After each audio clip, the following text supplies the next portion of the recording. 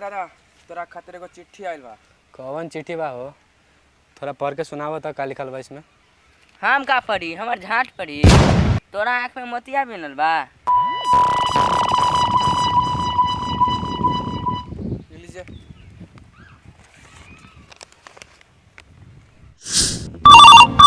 उठाइए ना। रे बनवारी, हम तोरा के कहने रहनी कि अपना माल में से हमरा के 5 टका दे दे, तो वो में तू दोगलाई बतिया बता रे। पुष्पा नाम सुन के तू फ्लावर समझ ले का? ना रे, हम तो छोरी समझने रहे। तोनी के कुछ सुनले रे? ना ना हमू ना कुछ सुन। वैसे का कर लागत है बनवारी के बतावे के पड़ी कि पुष्पा फ्लावर ना फायर बा। पुष्पा दादा आग। कहाँ रे? कहाँ आग बारे? हम तो मजाक कर रहे। साधु तेरे साला मजाक करत रहे हरदम। चल गाड़ी निकाल के चल। लेकिन भाव हमनी के पास तो गाड़ी नहीं है। अबे साला अपनी के बढ़िया माइलेज वाला गाड़ी काल ना, चल ना चल चल चल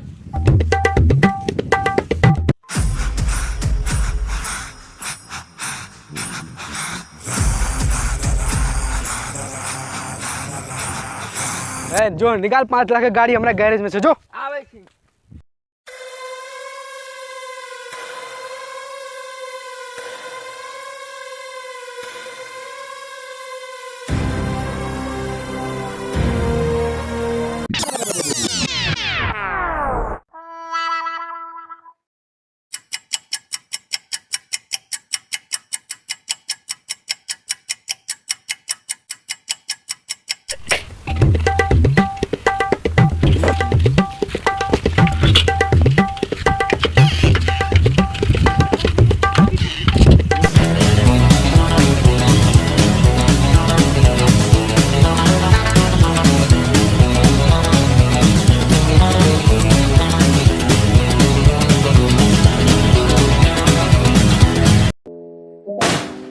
का हो गइल रे? लागत पंचर हो गइल। अब कैसे जाइब? जाइल कैसे जाए? पैदले जाए के पड़ी। पुष्पराज, मैं पैदल नहीं जाएगा साला। वो वहाँ पर देख एक लड़का जा रहा है, उसका साइकिल छीनो। रुक रुक रुक, गाड़ी दे। जल्दी उतर सर, जल्दी उतर। नहीं देबे ना दे रे साला, रुक रुक रुक। फेंक साला के ना देता।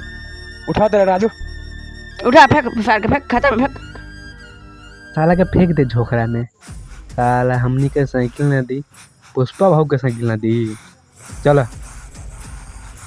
चल घुमाओ गाड़ी, घुमाओ।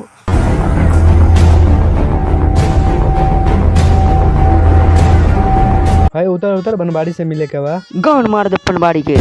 बनवाड़ी दोगला आदमी है, चलो गोली मार सके।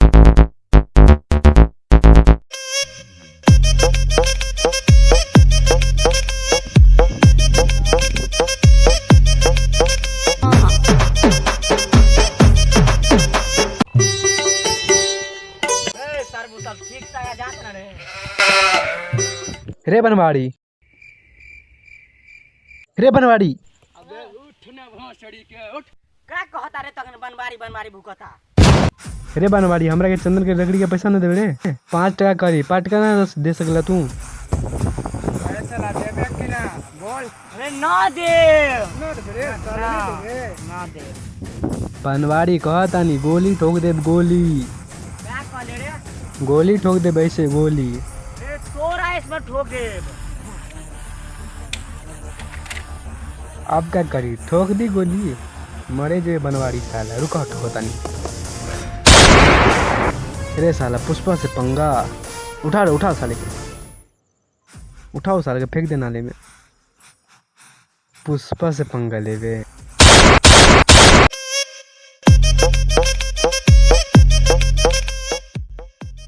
चल रे, मर गए को माधर।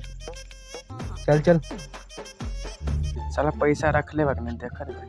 अरे साला ई का पकड़ा गेल रे।